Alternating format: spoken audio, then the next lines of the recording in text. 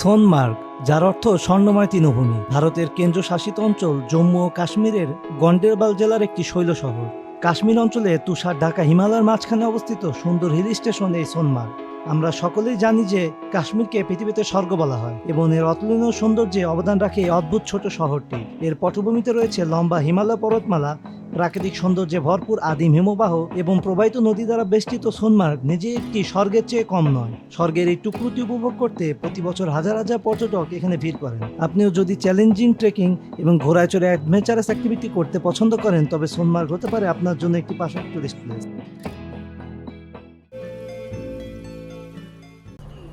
Good morning everyone from Srinagar. আজকে আমাদের কাশ্মীরের দ্বিতীয় দিন। আমরা এখন যাচ্ছি সোনমার্গ এক্সপ্লোর করতে, আর এই সোনমার্গ এক্সপ্লোর করার জন্য আমি খুব এক্সাইটেড। সো আজকের ভিডিওতে থাকছে সোনমার্গের সব ফুল এক্সপ্লোরেশন। তাহলে চলুন শুরু করি আজকের ভিডিও। সোনমার্গ যাওয়ার পথে আমরা এখানে একটা ধাবা, পাঞ্জাবি ধাবা, এখানে আমরা ব্রেকফাস্ট করার জন্য নামলাম। সো এখন ব্রেকফাস্ট করার জন্য যাব ভিতরে। অন্যান্য রেস্টুরেন্টের তুলনায় ধাবাতে কিন্তু ফুডের প্রাইস কিছুটা রিজনেবল থাকে, তাই আপনারা চিপ রেটে খাবার পেতে চাইলে এরকম ধাবাগুলো থেকে ঘুরে যেতে পারেন। আমি এখানে আলু পরোটা অর্ডার করেছিলাম, আর এর মূল্য পড়েছিল 90 রুপি। ব্রেকফাস্ট কমপ্লিট করে আমরা আবার সোনমার্গের উদ্দেশ্যে রওনা দিলাম। কাশ্মীরের যে কোনো ট্যুরিস্ট স্পটে যাওয়ার পথে রাস্তার দুধারে প্রাকৃতিক সৌন্দর্য আপনাকে করবে মুগ্ধ। পথে যেতে যেতে চোখে পড়বে বিশালাকার পাহাড় এবং তার পাশ দিয়ে বয়ে যাওয়া পাহাড়ি নদী, আর এই জন্যই বোধ হয় কাশ্মীরকে স্বর্গের সাথে তুলনা করা হয়েছে। সোনমার্গ যাওয়ার পথে আমাদেরকে এখানে থামানো হলো। এখানে পিছে একটা নদী আছে, নদীতে এত সুন্দর, আর এর স্রোতগুলা খালি একবার দেখাই আপনাদেরকে, জাস্ট অসাধারণ।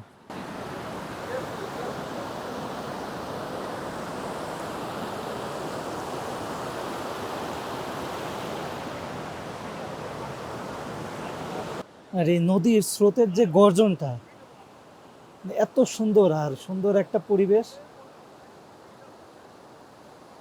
আমার কি যে ভালো লাগছে বলে বোঝাতে পারবো না।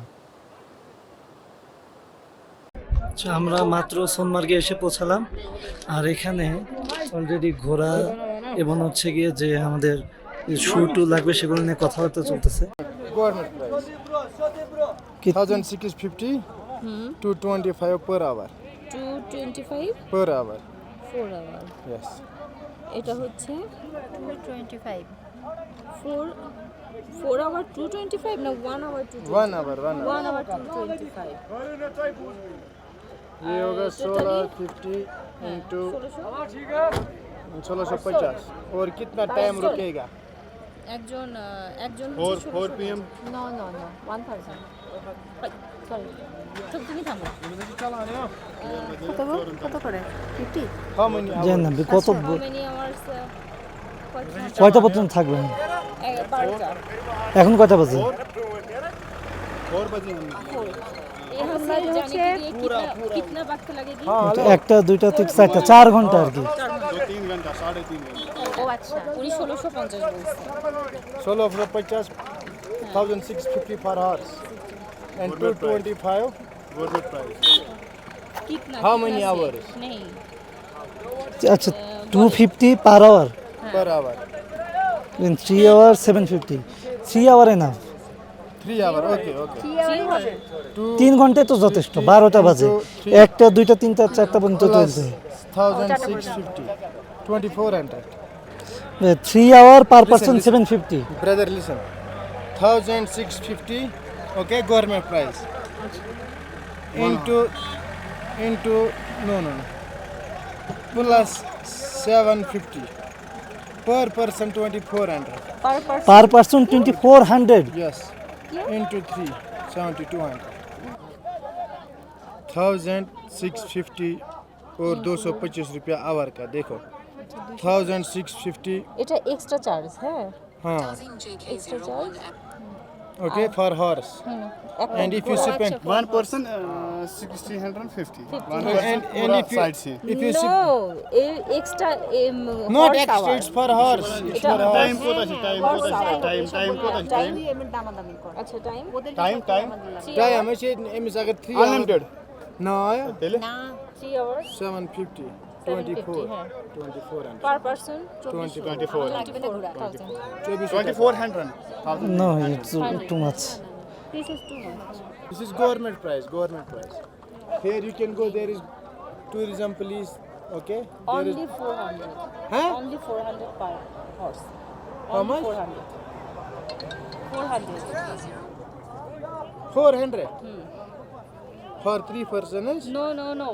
Totally 400. One horse 400 only. 400. Okay, no problem. Wait. আচ্ছা, এখানে আমরা ঘোড়ার দামাদামি করলাম, আর এক একটা ঘোড়া পার পারসন অর্থাৎ পুরাটা ঘুরে দেখাবে 2400 রুপিজ করে চাচ্ছে, যা আমার কাছে অতিরিক্ত বেশি মনে হয়েছে। আর তারা বলছে এটা নাকি গভর্নমেন্ট প্রাইস, যদি আদৌ সন্দেহ আছে যে এটা আসলে গভর্নমেন্ট প্রাইস কিনা। সো দেখি আরও কিছু ঘোড়া দেখব, যদি রিজনেবল প্রাইসে পাই জোগাড় করবো, আর নাহলে আমরা এখান থেকে হেঁটেই যাওয়ার চেষ্টা করবো। এই জায়গাটা অনেক সুন্দর, কিন্তু এই জায়গাটার একটা ডিসঅ্যাডভান্টেজ হচ্ছে এই যে ঘোড়ার কারণে দেখেন কি মানে ঘোড়ার পটির কারণে কি পরিমাণে গন্ধ এই জায়গাটা, যা বলার বাইরে। আমার মতে এই জায়গাগুলো যদি আরেকটু সুন্দরভাবে রক্ষণাবেক্ষণ করা যেত তাহলে বেটার হতো। আচ্ছা, এখানে অনেকক্ষণ ধরে ঘোড়ার জন্য দামাদামি করলাম। সো আমি ওয়ান হর্স 1000 টাকা করে 1000 রুপি করে বলছি, কিন্তু তারা বলতেছে গভর্নমেন্ট প্রাইস নাকি 1650 রুপি করে ফর 1 আওয়ার। আর এখানে যদি পুরোটা ঘুরে দেখতে হয় তাহলে মিনিমাম 3 থেকে 4 ঘন্টা লাগবে, যার জন্য 1 হর্স দাঁড়ায় 2400 রুপি, যা আমার কাছে অত্যধিক বেশি মনে হয়েছে। আর আমার এত বাজেটও নাই, সো আমি চিন্তা করলাম যে আমি বাংলাদেশে অনেক জায়গায় ট্রেকিং করছি, সো এই জায়গাটাও আমি এখন ঘুরে ঘুরে হেঁটে দেখব, দেখি কত দূর যেতে পারি। তো দূরে দেখা যাচ্ছে পাহাড়গুলা, দেখুন কি পরিমাণ সুন্দর। এরকম আমার মনে হয় এই ঘোড়া থেকে যদি আপনি ট্রেকিং করতে পারেন তাহলে এভাবে হেঁটে হেঁটে এই সৌন্দর্য উপভোগ করাটাই বেটার। আর এখানে কিন্তু প্রচণ্ড বাতাস, ঠান্ডা বাতাস। আমার মনে হয় না হেঁটে হেঁটে যেতে খারাপ লাগবে তেমন একটা।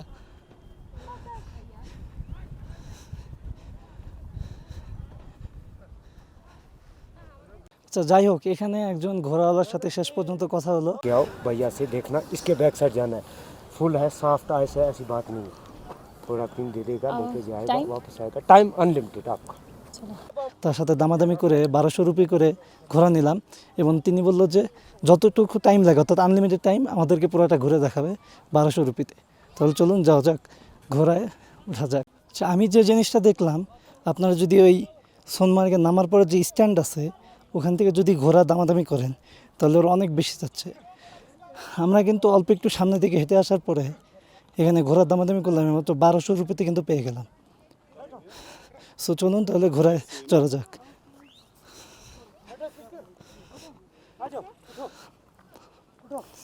সো এই হচ্ছে আমাদের 3টা ঘোড়া।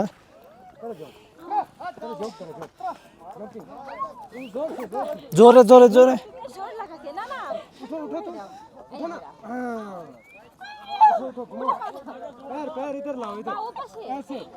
আচ্ছা, ওই সাপলা ধরে দেন, এটা ধরেন।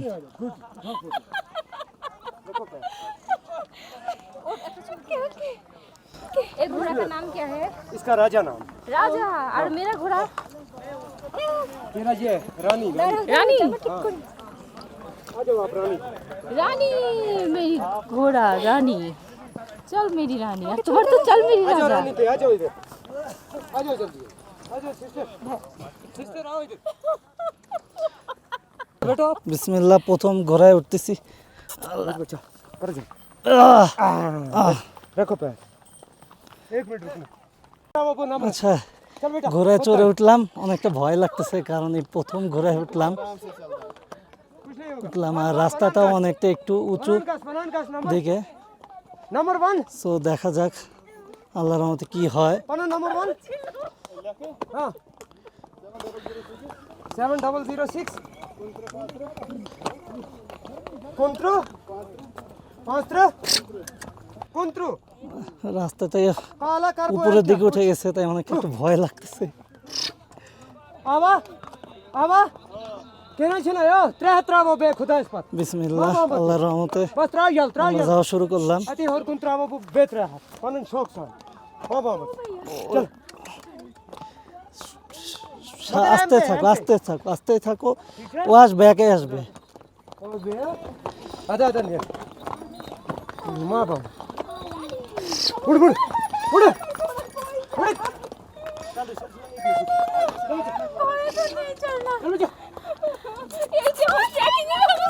ও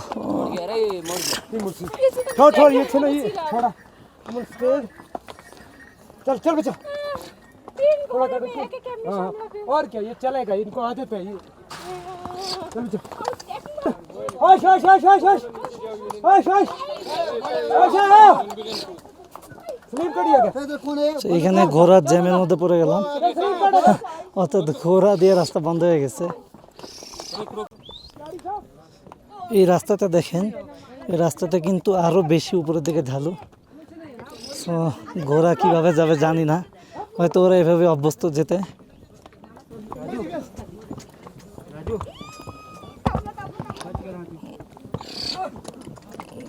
बच्चा बैग ठीक है बैग बढ़िया है सिस्टर मत ले लो टेंशन आपका अच्छा हाँ आगे रख लो ना इनको दूं भैया को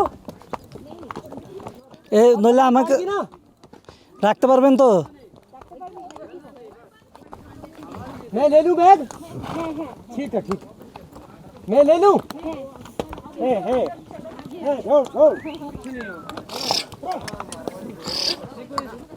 मत ले टेंशन যত সামনে যাচ্ছি আর এই বরফ সহ যে পাহাড়, এটা কাছে যেতে মন চাচ্ছে। কখন যে ওই জায়গায় পৌঁছাবো আর এত সুন্দর দৃশ্য উপভোগ করতে পারবো।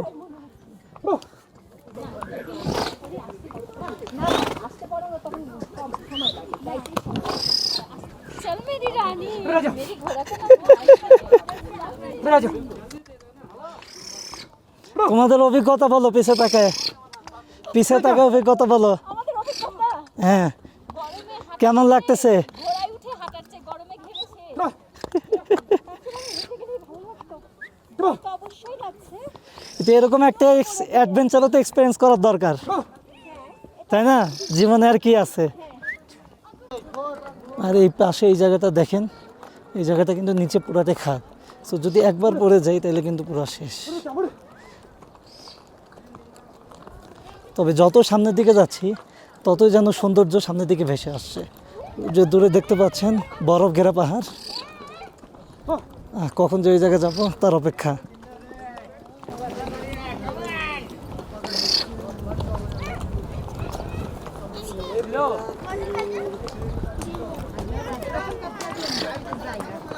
কাশ্মীর যেন আল্লাহ তাআলার এক অপরূপ সৃষ্টি।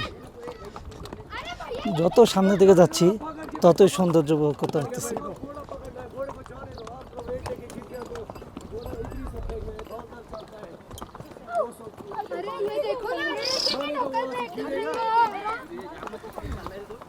अरे इधर से लो ना थोड़ा। नहीं इधर से लो रे इसको अब उनको कितना कोरने से जा रहे हैं वो। अरे घोड़ा पर अपन मारू Oh man, भैया इसे oh no, oh man.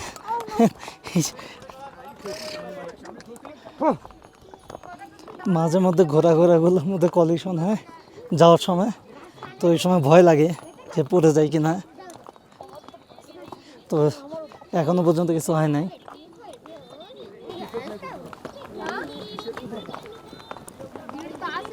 सब मुंह इधर ले रहा है। ये ना राइट साइड की है पकड़ दोरी ना खाली बचे तो यही वही तो बराबर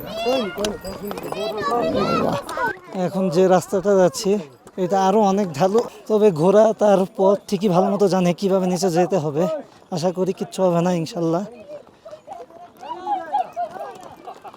ও আল্লাহ,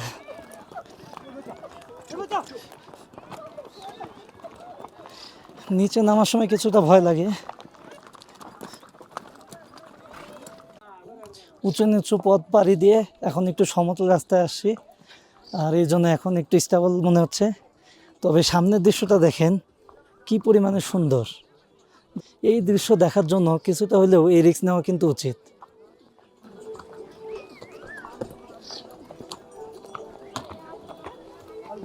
দুই পাশের পাহাড়ের সৌন্দর্যগুলো খালি দেখেন, আর নিচে হচ্ছে সবুজের সমারোহ, আর দুই পাশে হচ্ছে বরফ ঢাকা পাহাড়। আল্লাহ তাআলার কি অপরূপ সৃষ্টি। আর এই সৌন্দর্য যে মিস করবে সে জীবনে অনেক কিছু মিস করে ফেলবে। যাওয়ার পথে কিউট একটা বিষয় লক্ষ্য করলাম, ভাবলাম আপনাদের সাথে শেয়ার করি। এই যে বাচ্চা ঘোড়াটা দেখতে পাচ্ছেন, সে তার মায়ের সঙ্গী হয়ে এভাবে রোজ পথ পাড়ি দেয়, আর যেতে যেতে এই ঘোড়াগুলো এভাবে এই পথগুলো চিনে নেয়। ঘোড়া থেকে আমরা নেমে পড়লাম, আর এখানে আমরা এই যে বুট নিয়ে নিছি। এখান থেকে হেঁটে এই যে এই উপরের দিকে যাইতে হবে।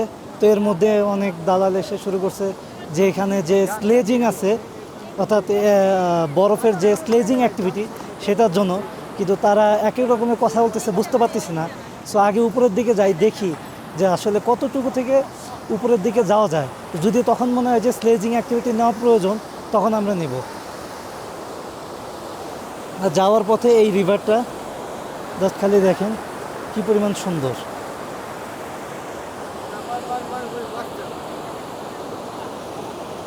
আচ্ছা, এখান থেকে আমরা হেঁটে হেঁটে এই যে উপরের দিকে যাচ্ছি। এই উপরের দিকে যে বরফ, ওইখানে হেঁটে যাব।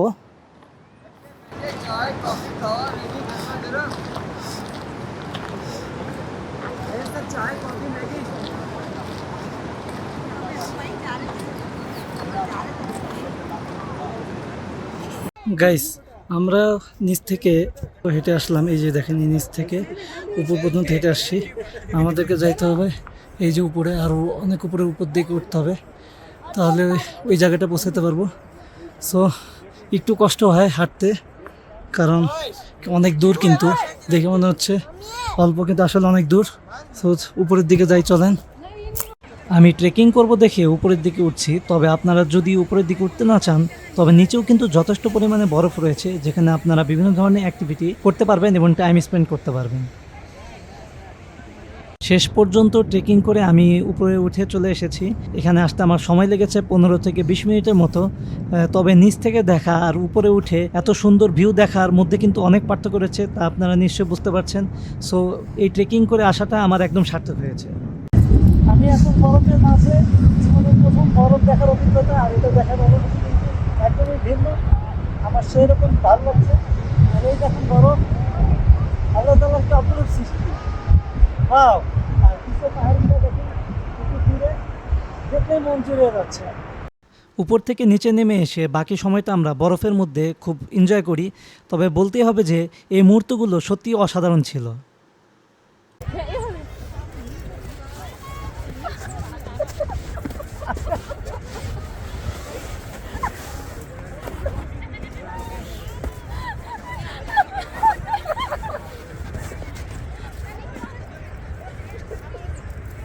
সোনমার্গে সবকিছু ঘোরা শেষে আমরা আবার এই ঘোড়ায় করে আবার ফেরত যাচ্ছি।